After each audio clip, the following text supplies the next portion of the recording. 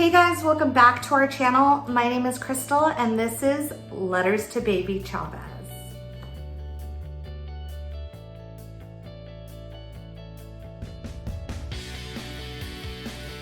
I haven't been on for quite some time. I've been enjoying the break in between cycles, and I'm here to let you know we are going to get into our journey with IVF. It has finally started. It's been a while. It's been a while since I popped on to kind of chat with you guys and to kind of fill you in on everyday life.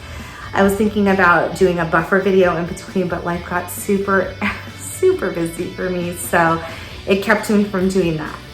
So this month has been 7 months since our break with fertility treatments, and it has been a long time coming. As of right now, we actually just finished up 3 weeks of birth control. I know, it's just been the worst experience, and we'll get into that. Susan and I, a couple of months ago, sent in our genetic carrier screening testing. It was a saliva test kit that we used, and mine got lost in the mail, so we had to redo my portion over again.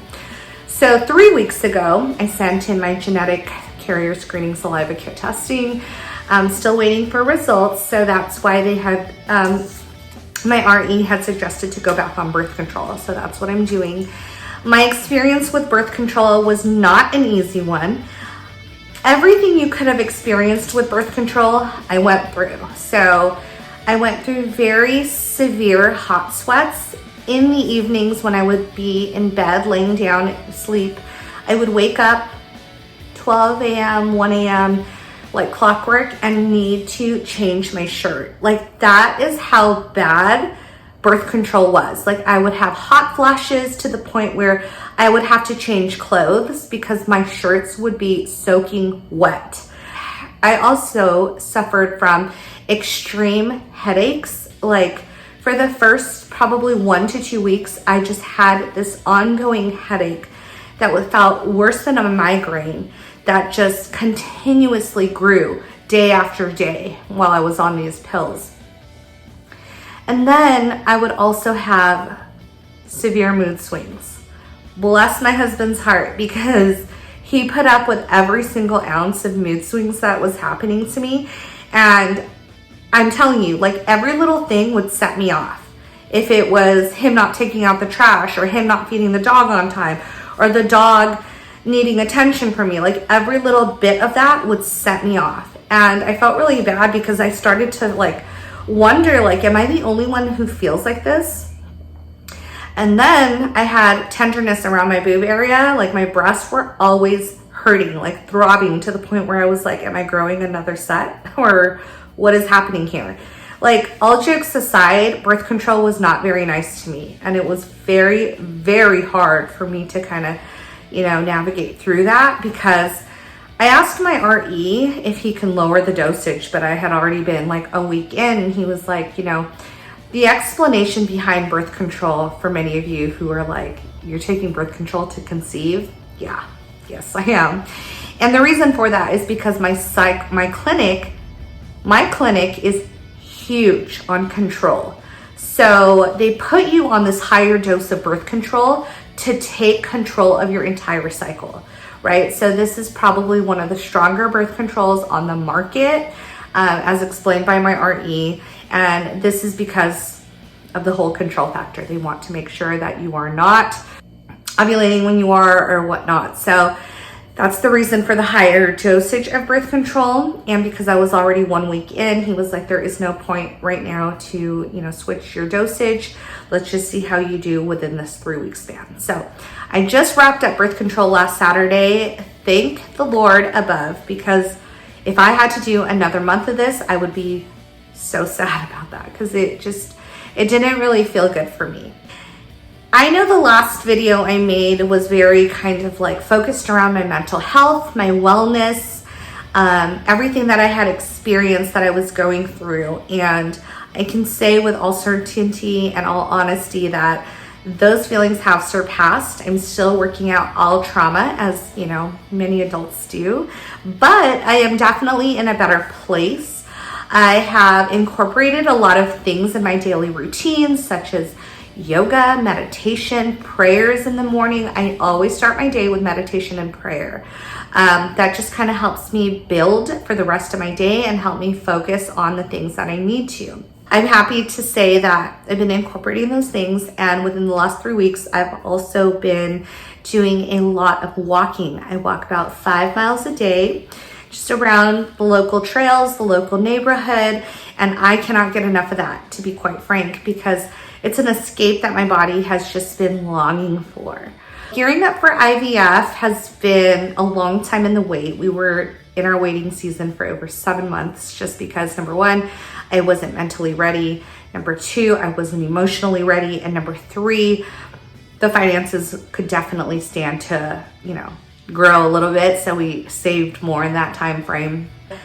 As positive and as motivated as I am to start this venture, I am still very optimistic, and I'm still very reserved in my emotions on what to expect and what not to expect. And when everybody asks me like, hey, how are you feeling during this time? Are you excited to start? I don't think excited is the right word. I think I'm just ready.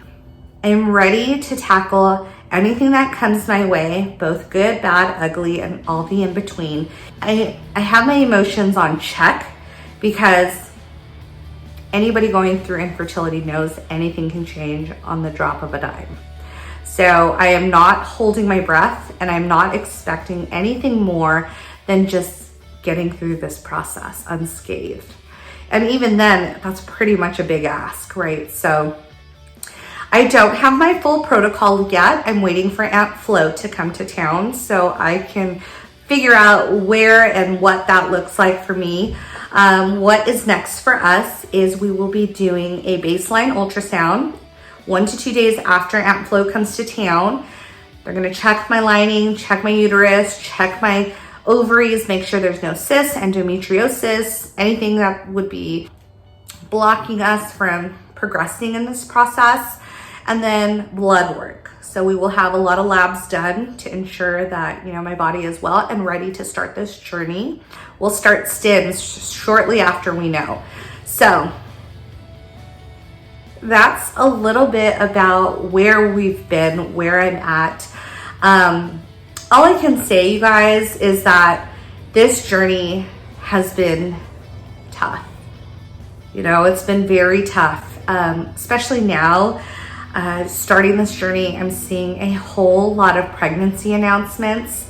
I'm seeing a lot of my friends that I've made in this TTC community get their miracle babies, and who are now fully pregnant, waiting for their miracle babies to, be born and bring home to their families. And a part of me is always very happy for them, but a big part of me is also very jealous that that's not me. This is 4 years of trying to conceive for us. 2 were medicated cycles, and then last year was all of our IUI and our double IUI, so 3 failed rounds. Now we're finally dabbling into IVF. So there's still so much more to come. I really do plan on being on here more, talking to you guys, using this as one of my favorite outlets to kind of just embrace my journey and my process. If you guys can, please hold a good thought for us and pray with us as we embark on this new journey with IVF. I will take you through the entire ups and downs of this process. And if you guys are new here, welcome. And if you guys have been here for a while, thank you for being so patient with me as I, push out content, sometimes battling with, mental health and the uncertainty of just infertility as a whole weighs really heavy. So thank you for being here still. From this point forward, I will be sure to vlog and take you guys through a lot of my doctor's appointments, a lot of my ultrasounds. Like, I really want to be on here as often as I can, vlogging and sharing what's to come.